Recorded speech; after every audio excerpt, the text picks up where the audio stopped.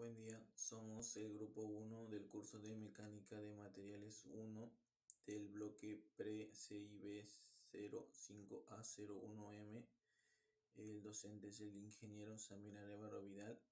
Los integrantes son Sánchez Espinosa Alex Arturo, Bendesu Gutiérrez Cuali Sebastián, Arbuluba Ugán Naima del Carmen, Caguana Silva y Pierre Anthony, y quien les habla José Estefano González Núñez. Y hoy día vamos a exponer sobre el tema de aisladores sísmicos y sistemas de protección sísmica. Para entender la importancia de lo que vamos a hablar hoy, primero debemos saber dónde estamos parados. Como ven en el mapa, formamos parte del Cinturón del Fuego del Pacífico, una inmensa zona que rodea el océano y donde ocurre más del 85% de la actividad sísmica del planeta. Países como Japón, Estados Unidos, Chile y por supuesto Perú compartimos esta realidad geológica. Esto significa que para nosotros los sismos no son una posibilidad lejana, son una certeza. La verdadera pregunta que debemos hacernos no es si vendrá un gran terremoto, sino qué hemos hecho para estar preparados cuando llegue. Históricamente la respuesta ha sido construir edificios rígidos firmemente anclados al suelo, pero esto paradójicamente es el origen del problema. Imaginen que el suelo es una alfombra y el edificio está pegado a ella. Si damos un tirón brusco a la alfombra, el edificio es forzado a seguir esa sacudida, absorbiendo toda la energía de manera violenta. Esa energía es la que vemos traducida en estas imágenes: columnas fracturadas, muros derrumbados y, en el peor de los casos, el colapso. Y el riesgo no es la caída del edificio, sino la destrucción de todo lo que hay dentro. Aquí es donde la ingeniería sísmica moderna nos obliga a pensar diferente. Durante décadas el objetivo era simple: que el edificio no se caiga. Hoy eso ya no es suficiente. La meta ahora es la continuidad y la funcionalidad. Pensemos en el Hospital de Villa El Salvador. ¿De qué serviría su estructura si sus equipos de cirugía y cuidados intensivos quedaran inservibles? El edificio sobrevive, pero deja de cumplir su función de salvar vidas en el momento más crítico. Por lo tanto, la verdadera protección sísmica busca garantizar tres cosas. Primero, la seguridad de las personas. Segundo, que el edificio siga funcionando para lo que fue diseñado. Y tercero, proteger la enorme inversión que este representa. Ahora voy a continuar con los principios básicos. Por un lado está el aislamiento sísmico y por el otro la disipación. El aislamiento sísmico consiste en separar la estructura del suelo para que no reciba directamente los movimientos del sismo, mientras que la disipación consiste en convertir y absorber esta energía en calor dentro de la estructura.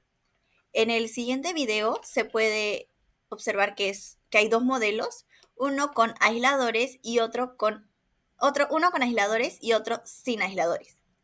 El edificio sin aisladores, que es el de la izquierda, vibra intensamente porque toda la energía del sismo pasa directamente a la estructura.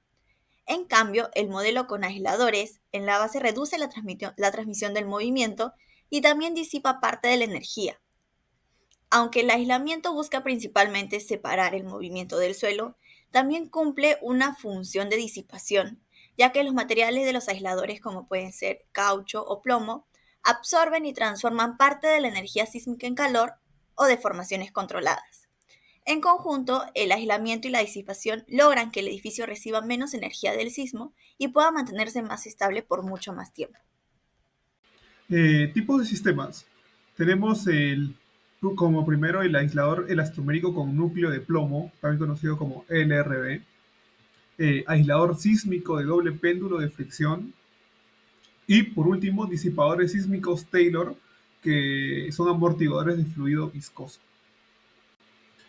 Aislador elastomérico con núcleo de plomo. Bueno, la función principal es proporcionar flexibilidad para aislar el edificio y disipar la energía sísmica. Es un sistema integral 2 en 1. En cuanto a su mecanismo, bueno, primero por el aislamiento. Son múltiples capas de caucho natural vulcanizado que permiten el desplazamiento lateral del edificio, desacoplándolo del suelo directamente. Y en cuanto a la disipación, bueno, el núcleo central de plomo se deforma plásticamente, absorbiendo grandes cantidades de energía sísmica y convirtiéndolas en calor. Bueno, hablemos sobre las ventajas de esto. Bueno, es una tecnología probada que se sabe que reduce los esfuerzos en las estructuras hasta en un 75% y ofrece una vida útil esperada de más de 50 años. En cuanto a las aplicaciones típicas, bueno, sobre todo en edificios de todo tipo, buscando una solución de aislamiento sísmico robusta y flexible y fiable con un excelente historial de desempeño. Aislador sísmico de doble péndulo. Bueno, en cuanto a la función principal de este, es concentrar el movimiento sísmico en el aislador y reducir drásticamente las fuerzas sísmicas por medio de fricción. En cuanto a su mecanismo, este utiliza dos superficies cóncavas, de ahí viene el doble péndulo, y un material deslizante especial, que es llamado Technoslide. En cuanto al movimiento del suelo, hace que el dispositivo se deslice, disipando la energía, bueno, por fricción. Entre sus ventajas tenemos que tiene un alto rendimiento, capaz de reducir las fuerzas sísmicas que llega hacia el edificio hasta en un 90%. Además, también es fácil de inspeccionar después del sismo sin ser desmontado este material, bueno, este objeto. En cuanto a las aplicaciones, en estructuras que requieren continuidad operativa, por ejemplo, hospitales, colegios y edificaciones no esbeltas. Disipadores sísmicos Taylor son amortiguadores de fluido viscoso. En cuanto a su función, actúan como un freno o bueno, un amortiguador, de ahí su nombre, para absorber y disipar la energía de vibración generada durante un sismo. En cuanto a su mecanismo, un pistón se mueve dentro de un cilindro lleno de fluido de silicona viscosa y al pasar por el fluido, por sus orificios, la fricción interna transforma esta energía mecánica en calor. Bueno, esto haciendo que se disipe la energía. En cuanto a las ventajas, bueno, se dice que es cero mantenimiento, ya que están diseñadas para durar durante toda la vida de la estructura, bueno, del edificio, estructura, y además reducen la fuerza sísmica hasta en un 80%, y además, en cuanto a la empresa que lo distribuye, que en este caso es CDB, son incluso proveedores oficiales de la NASA. En cuanto a su aplicación, eh, bueno, se vendrán a usar en edificaciones altas o esbeltas y proyecciones de amplificación o reforzamiento estructural bueno, en edificios. Bueno, ahora vamos a tomar más que nada la prioridad de que el aislamiento sísmico no es solo una tecnología, sino que es una estrategia para asegurar la continuidad operativa de infraestructuras críticas después de un sismo severo. En el Perú y en otros países donde tenemos alta actividad sísmica, ya existen casos reales que muestran su efectividad. En este área vamos a hablar más que nada sobre casos del Perú.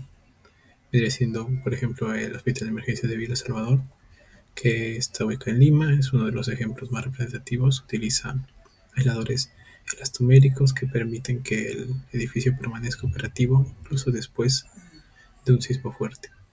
Este enfoque es clave para hospitales donde la atención no puede detenerse. También tenemos el edificio de las oficinas de la Universidad de Ingeniería y Tecnología, que vendría siendo el UTEC, que incorpora disipadores de energía para controlar las vibraciones, esto mejorando el confort y reduciendo daños.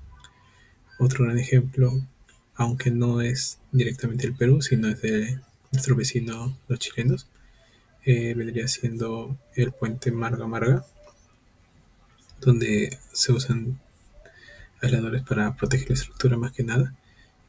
Y más que nada este puente en específico es ampliamente estudiado por el Ministerio de Transportes y Comunicaciones para impulsar tecnologías similares en nuestro país.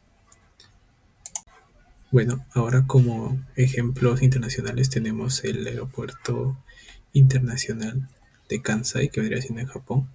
Utiliza sistemas de aislamiento para protegerse tanto en sismos como de asentamientos, garantizando operaciones continuas.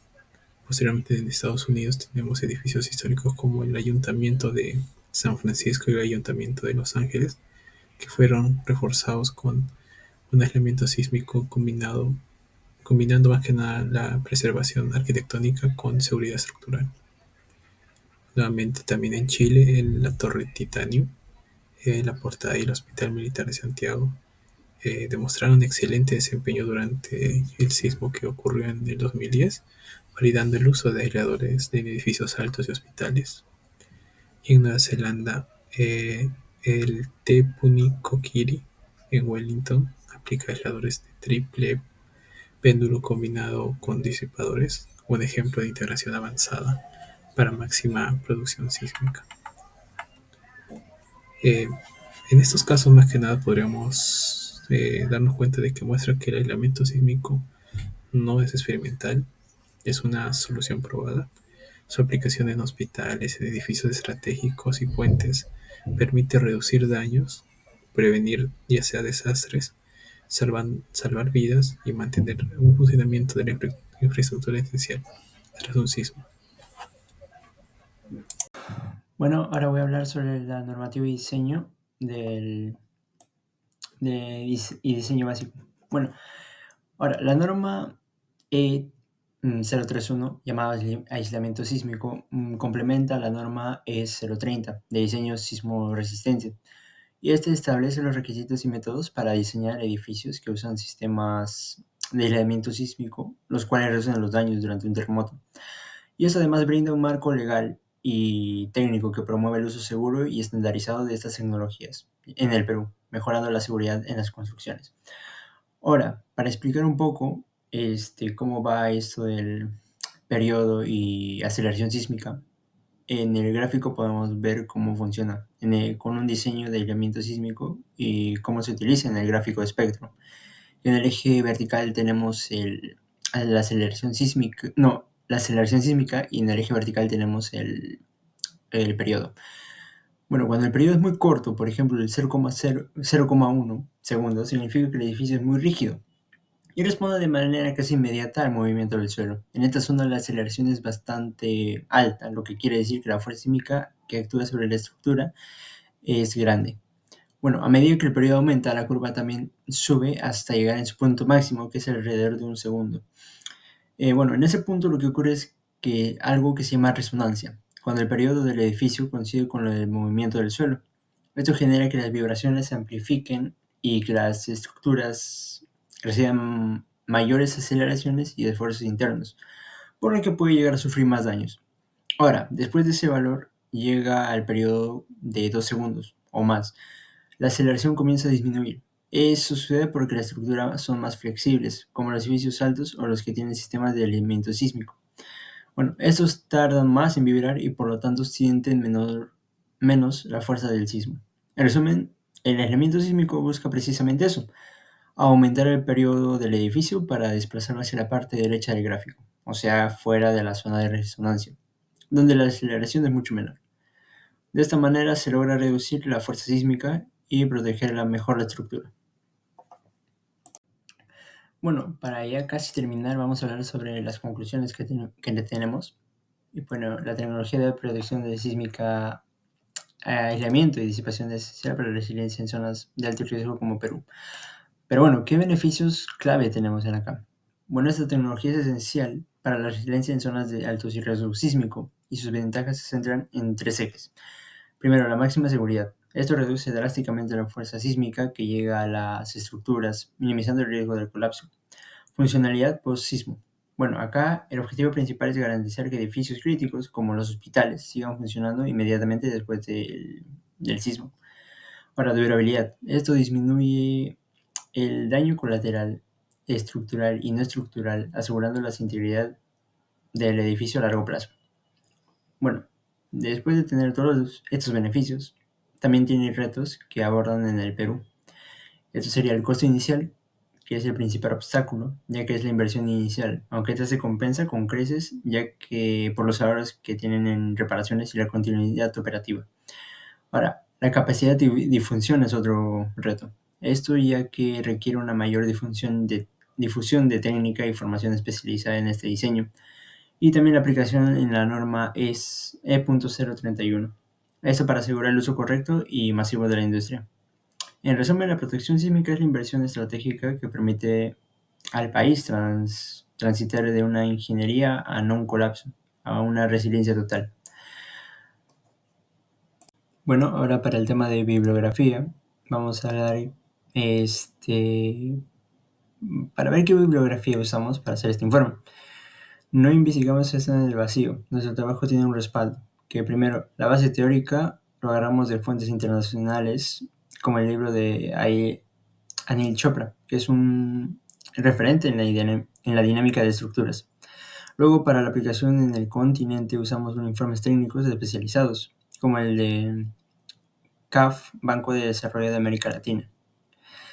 Ahora, eso nos dio una perspectiva sobre la práctica.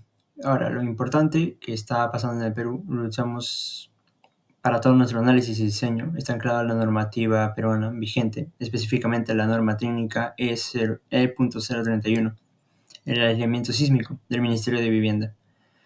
Bueno, eso sería todo. Muchas gracias.